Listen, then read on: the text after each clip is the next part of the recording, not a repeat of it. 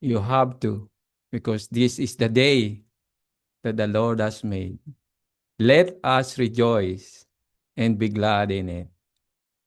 Amen. This is the Sabbath day that we have to, to celebrate God's goodness to each one of us from the past week, right? That you have been protected, that you are here alive. Can you imagine? Without the God's providence to each one of us, we are not able to be here. So let us really rejoice. Today is really a great event. There's a great event that we are going to have, which is the baptism and the poor souls that has been decided to accept Jesus. So we are gonna be going to the Chatham later at 3 o'clock. So we have to travel by after this. We just have to do the potluck and then going straight there. Anyway, we have also pastor assigned me this revival series. I'm not even experienced this. This is my first time to conduct this revival series. This is a training for a layman, and I don't know why I'm just the only one. I hope that all the elders should, all of us should take every other day, but I don't know why it's only me. But I accept the call. I accept the challenge. I'm not even used to this, and I don't have knowledge for that. It's just I just wanna try, and I need your support. This is uh, not only at night, the schedule is 7 to 9, right? 7 to 8:30. But on Saturday, it will going to start on Friday. Is that Friday? Saturday morning. It's already start on Saturday morning. So August 23 to 30. Hoping that you will support this program, this revival series. Okay. Anyway, before I start, I just want to offer a prayer. Let us pray. Loving Father in heaven, it is now, this moment is yours, Lord. You are the one who will speak through me. I'm just your servant for today. May you cover me with your righteousness. Hide me behind the cross, so that all the words that I'm going to say is not from my mouth, but is coming from you. I'm a sinner, Lord, yet I'm willing to be used by you, by the knowledge and wisdom that you provided it to me. And then as I open and we are opening your holy word, abide us with your Holy Spirit. Give us wisdom, give us understanding, that as we hear your voice, may we experience revival and transformation in our life. In Jesus' name I pray. Amen. Okay, open your Bible. The Bible that we had, the scripture that we we the title of my study today is not different. It's just a reminder. It's time after time you will hear it, because we sometimes we forgot, right? That uh, we have a mission. Let's open your Bible in the book of John, John 15. And the title of my sermon is study is Christ's Method, Making Friends for Eternity. Let us start. Matthew 15. You find it? 15 verse 14 to 15. But I am gonna start with verse 12.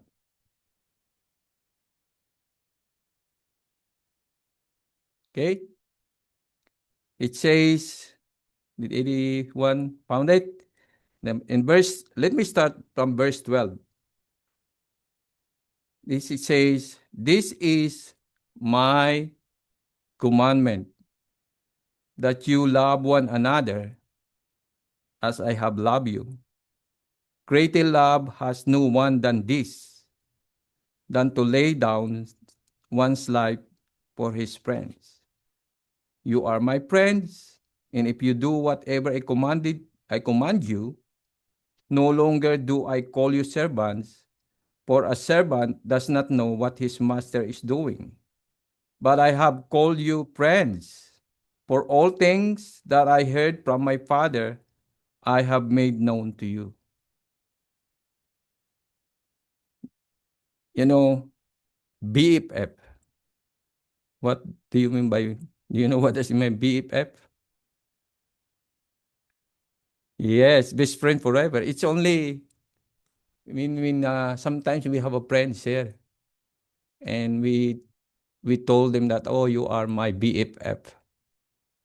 Once that you said that word, do you mean it? Do you know what does it mean by forever? But friends here in earth is not even forever, right? You just say, oh, you are my best friend, and I will not. But if you read the word, it says in verse 12 say that, oh, verse 13, that greater love has no one than this, that to lay down one life for his friends. Can you do that? That you can lay down your life? Jonathan and David. Remember Jonathan and David? He's willing to give his life to David. And that's how was, friends. Can you do that? That you can give your life to your friend? No, right? You may say no. But that's what God said. This is the word of God. And God is saying this to each one of us. That if you know the word friends, because Jesus, before we are enemy of God, but because of his greater love to each one of us, he gave his life for us to be friends again. Because we are before enemy of God. But now, because of Jesus. That's why he said, I will command. This is my command. This is my command. You are my friend if you do whatever I commanded you. And and global total member involvement, which is global TMI, and this is all over the world. It's not only, you know, sometimes we choose friend, but God commanding us not to choose friend. But we have to be friends for everybody.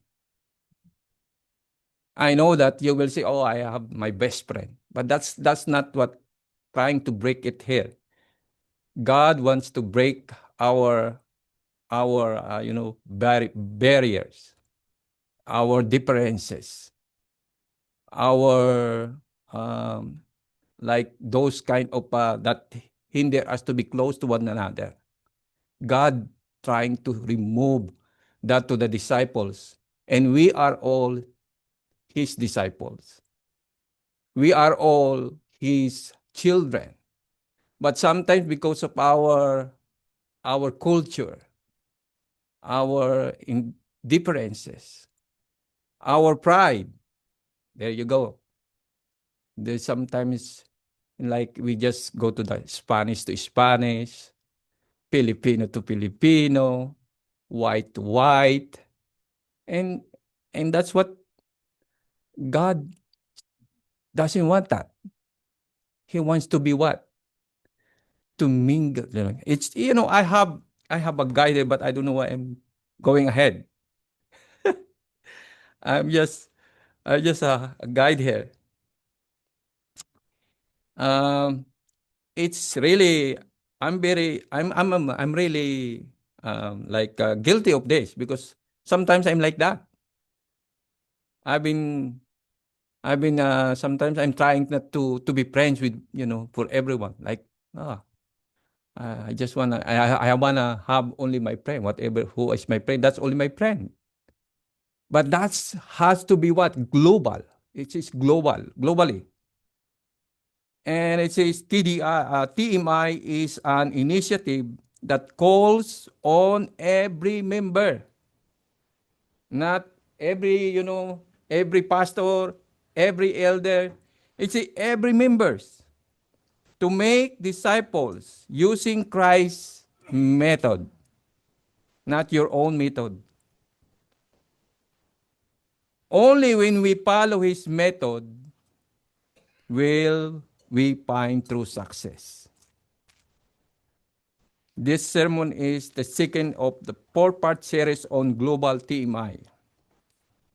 The global TMI disciple making framework, which is based on the biblical harvest analogy, refers to this component of Christ's method as preparing the soil of the heart. What is the soil of the heart? I don't know why mission is preparing the soil, right? Because probably the heart is the to plant, right? Once that you sowing the seeds, sowing the truth, like sowing, like let's say you share your the gospel, or sharing that is your testimony, that people change, the heart change. That's how it's preparing the soil of the heart. And there are three points that I would like to. I don't want to make it a lot of points, just 3 points, so that you will not feel sleepy. Because I know that once that make it long, you're starting to, like your eyes is starting to get heavy, and later on you will sleep, and then you didn't hear the voice of God telling to you what you have to do. Okay, 3 points. Be awake, because this is only 3 points.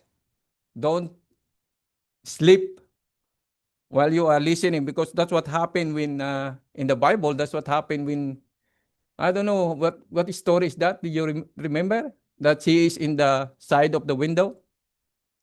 The boy fell because of the long message that he heard, the long sermon.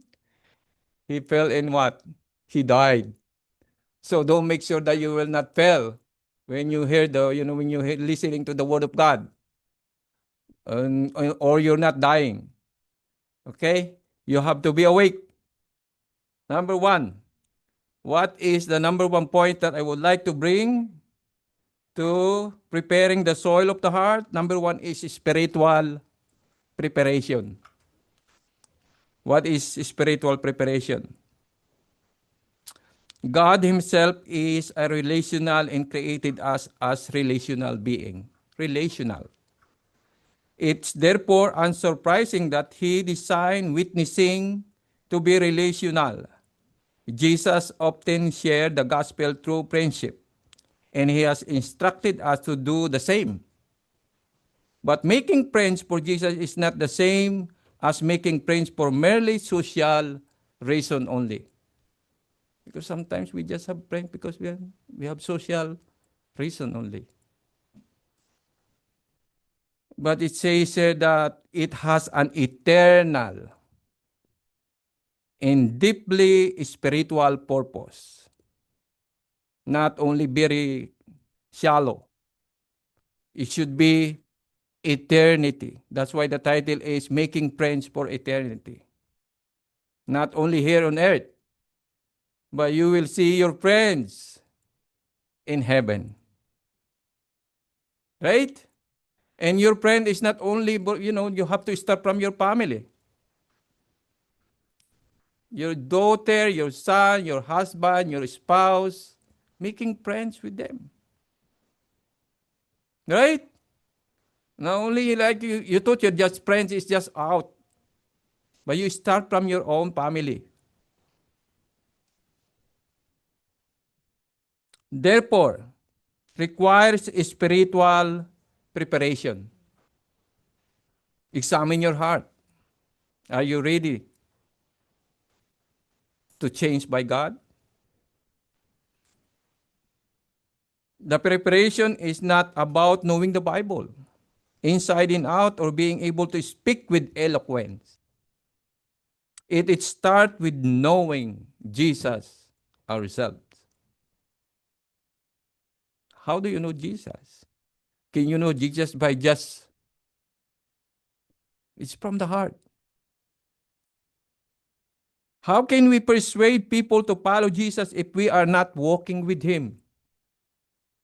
Like Enoch, he's walking with God for how many years? How many years? Enoch walked with God how many years? 300 years. We're not even reaching 300 years. How many years we live now? Right now it's only maybe 50 to 40 years old or 70 you died. But last Thursday, we are tackling about redeeming the time. And Sister Helen asked, what is redeeming the time? We have to redeeming the time. Because you know what? A day pass is not gonna go back. So it is now the time. We have to redeem the time. The time is, coming in. Do you know that this time, like, you'll notice that August already. It just start January, now it's August. Time is running out. Time is running fast, so quick. And yet, we are not redeeming the time. We wasted the time. Not redeeming. Right? We wasted the time we are not doing, still doing nothing. God is calling us to redeeming the time before He comes. Jesus reminds us, I am the vine. You are the branches. He who abides in me and I in him bears much fruit. Did we bear much fruit? Or no fruit? You can ask yourself, I can ask myself. Bears much fruit. Do you know what does it mean, much fruit? It means there's a lot of fruit. But what is bearing in you? For without me, there you go, you can do nothing. John 15:5, you can do nothing. A vine provides nourishment to the branches so that the grapes become full and sweet. Likewise, Jesus, through the Holy Spirit, transform our character so we can be effective witnesses. Let us ask the Holy Spirit to transform us. As Galatians 5:22 to 23. And if you know that Galatians 5:22, what is that?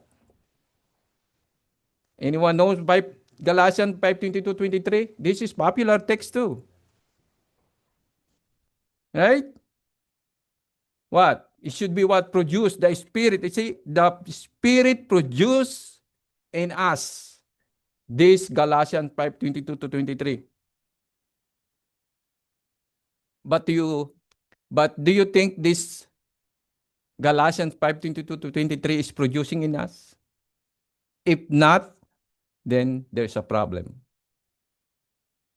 There you go. Say it, Sister Helen. No, Galatians, not Galatians. Yeah, Galatians 5:22 to 23, not Colossians. Sorry. Maybe did I say Colossians? I say Galatians, right? Points out the Spirit produce in us the love, joy, peace, patience, kindness, goodness, what else? Faithfulness, gentleness, self-control. There you go. This is very powerful. But the problem is this bearing. If you wanna bearing much fruit, apply this one. And another critical, and then it says here that befriend people and share truth with them. You have to be friends with people, not only choosing friend. Be friend for everyone and share truth, not sharing, not the truth. Sharing truth. Who is the truth? Jesus only is the only thing that's the only thing you have to share is to share Jesus. Don't share what not anyone.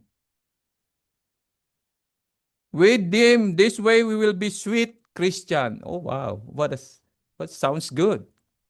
Can you imagine when you share Jesus, you will be sweet Christian. With whom people want to be friends, remember the stronger arguments in favor of the gospel is a loving and a lovable Christian. That's the this is the strongest argument in favor of the gospel. Another critical part of the foundation for effective witnessing is to pray for those who seek to be friends. The advantage gained from prayer for others is so great that the prophet Samuel considered it is a sin to neglect doing so. In Samuel, 1 Samuel 12:23, you can read that later. I don't want to make it long because I know if I make it long, you will fall and sleep. Okay. Jesus also prayed for those he was laboring for. John 17, the longest recorded prayer of Jesus is largely about those he was seeking to reach or train. Even now in heaven, he still make intercession for us.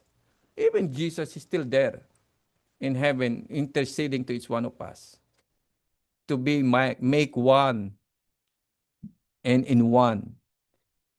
If it was not important to Jesus to pray for those he sought to reach, how much more important should it be to us? Prayer is essential because we're in a spiritual battle.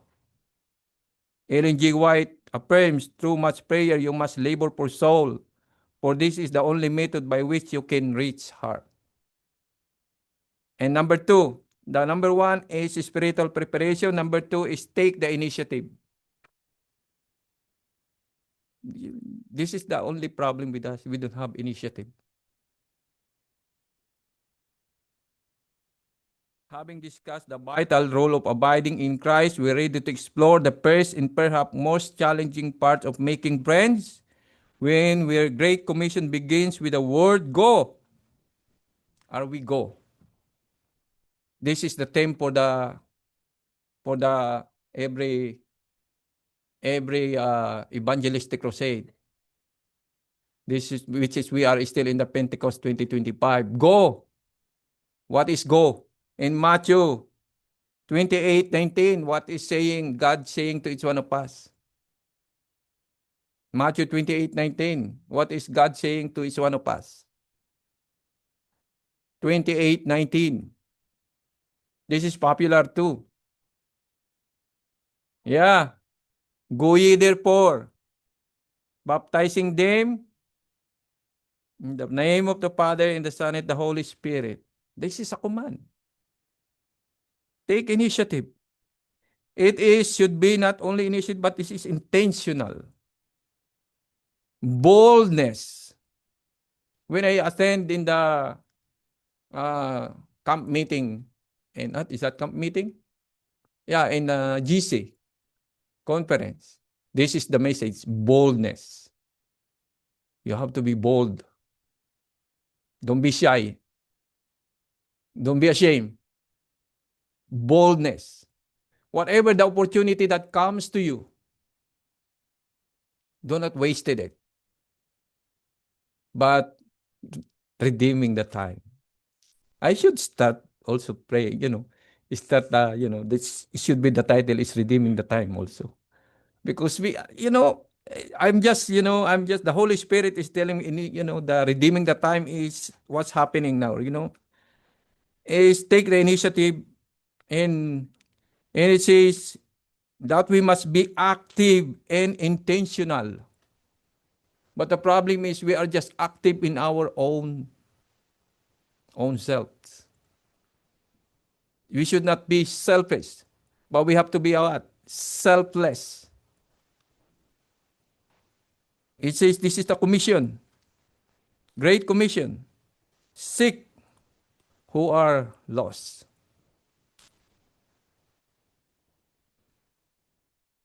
You want me to cut it down?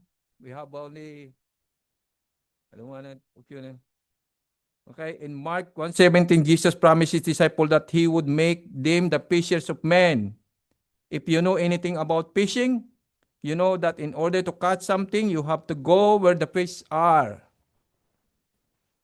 Nobody puts a bucket on the lakeshore and waits for the fish to plop out of the lake and into the bucket. Do you get that? Right? You don't have to wait the fish to go to what? To jump to the bucket. But you have to go and find where is the fish that you have to catch. Yes, right. You don't have to be like the chicken that when like there is a saying that what do you call that, Vince? That you don't have to, pale ang lalapit sa manok. You have to say in English. Huh?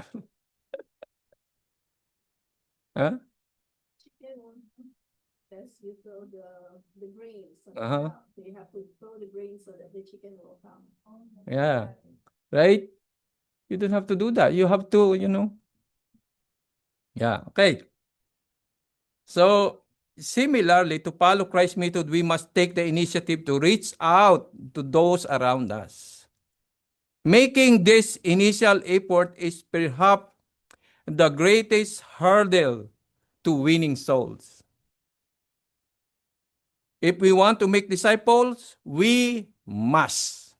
This is the command. We must take the initiative to make friends for everyone.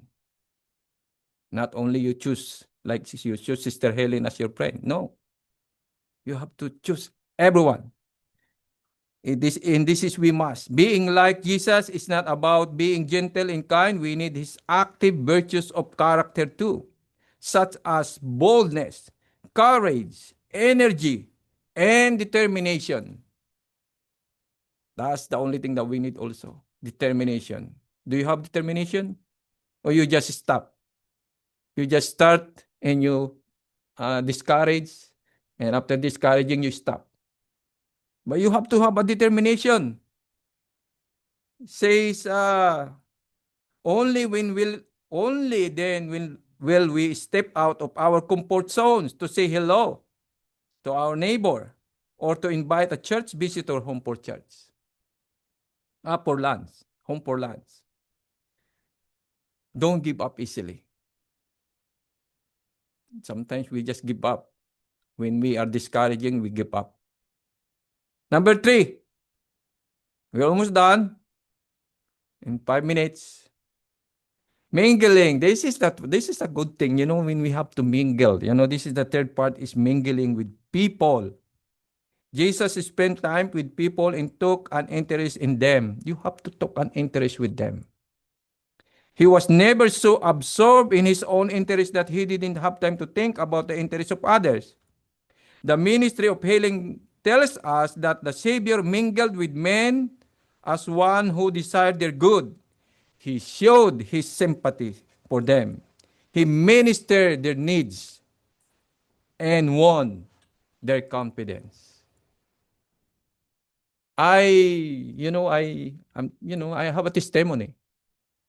I start this when I go to the marketplace and I look for a stove induction, and then I search in the marketplace, and then this in this market so when we are having a Thursday meeting here, no, that's Thursday before. Let's start with Thursday. We don't have Wednesday yet. So when I look at the address, it's close here in this church. And then we start I said, oh wow, this is closest so we don't have wasted the time. So I go there and I meet this guy. His name, he's living in 355 Queen. Along Queen here. 355. So I meet this guy, a couple. And when I go there, wow, I said, wow, he has like a nice house, and then we start talking. And then I got that one. Then God, the Holy Spirit telling me to continue my, because I start with that. I start with with this buying this stuff. But the Holy Spirit telling me to, because we have the foods that we are receiving from the harvest hand and from so we give. At first I start stopping there and give him some foods, and there you go, it starts there. And then he opened his home 4 times. This is my last week. This is my 4th time. And then I visited him again. He let me in to their home. He showed me their backyard. He gave me the collar. And this collar, he said, it can help for when we pick up the frozen food. So I would say, so there you go. God is a God of friends to anyone. And I start praying for him. And he already opened his door to, like I said, do you have a Bible? And he said, I did not even open my Bible. So I said, God has a purpose. That's why we meet. And then he said, yes. So what I mean is, like, that's why making friends for eternity. I don't know that guy. And yet the Holy Spirit telling me to continue my friends to him, my friendship to him. And this is one way that we could, telling him about the love of Jesus and telling him that Jesus is coming very soon. Right? Before, so he is a diabetic guy. He is a little bit older also. So before it's too late, he might come to know Jesus. Right? So this is an opportunity. Take every opportunity redeeming the time. I should say that the title now. But anyway, making friends for eternity. Okay, mingling with people. And then to mingle with people means to draw close to them and take an interest in them. As you get to know someone, ask questions about their lives and listen carefully to the details they share. That's what I did. I just keep listening to him first, then that's the time I get in. He first kept talking to me, then that's the time I get in. It said that about and listen carefully to the details they share, do a small favor to lighten their burdens. You might bring them a pot of soup, care for the property of animals while they are travel or run errands for them, on their birthdays or holidays, consider giving them a thoughtful gift. And don't forget the impact of an invitation to share a meal together. Jesus did that when he was in the tax collectors. He didn't even ignore, his disciple is telling why he is mingling with this tax collector, the sinners. Who we are all sinners. We have to be, if Jesus can do that, why not we can do it also? We are all sinners. Jesus is not a sinner, yet he mingled with the sinners. Why not sinners to sinners mingle each other? And let Jesus be in our midst as we are mingling with them. Right? In conclusion, there you go. We're almost done. Come on. You will be, this is only talking about making friends for eternity. Be loving to one another. Right now, like we are here. We should not be hypocrites for one another. We have to be true to one another. As brother and sister in Christ. Come on. Sometimes there is a barrier. Right? Take a conclusion, before we can plant seed of truth in the hearts of people, we must first prepare the soil of the hearts. We do this by befriending them and showing we care. That's very important, that you care. That as we care, we should be caring with one another. Not because you are Spanish, because I'm Filipino, you don't want to, No. Just to be, be friends, be loving. We do this by befriending them and showing we care as we take the initiative and mingle with those in our sphere of influence. We will find many opportunities to minister to their physical, emotional, and social needs. By doing so, we will prepare the way to also minister to their spiritual needs. And this is very important. Their spiritual needs. Take a moment to think about the people you know who need salvation. In the Bible truth. Make a list and start praying for them. Make a list.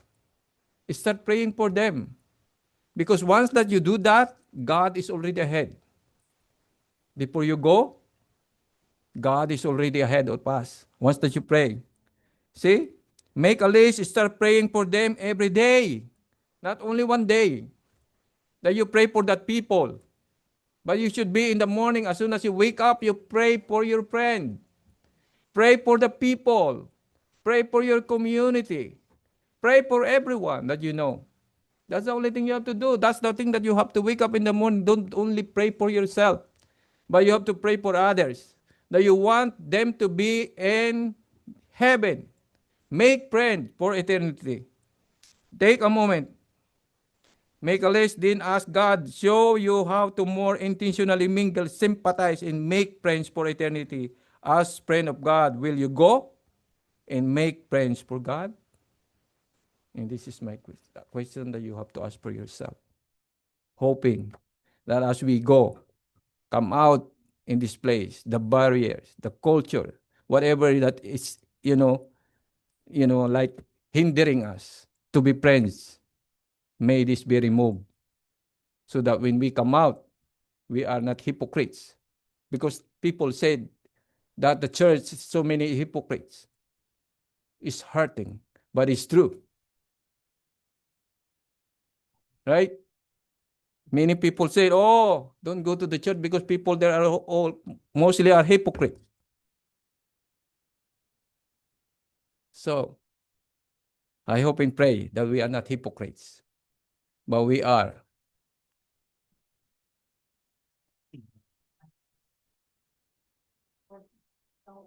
Right? So, be friends. Make friends for eternity. And hoping that you are making friends for eternity, not only here on earth, but making friends for eternity. So that when you see your friend in heaven, you will say, wow, God is so good. And this is my prayer.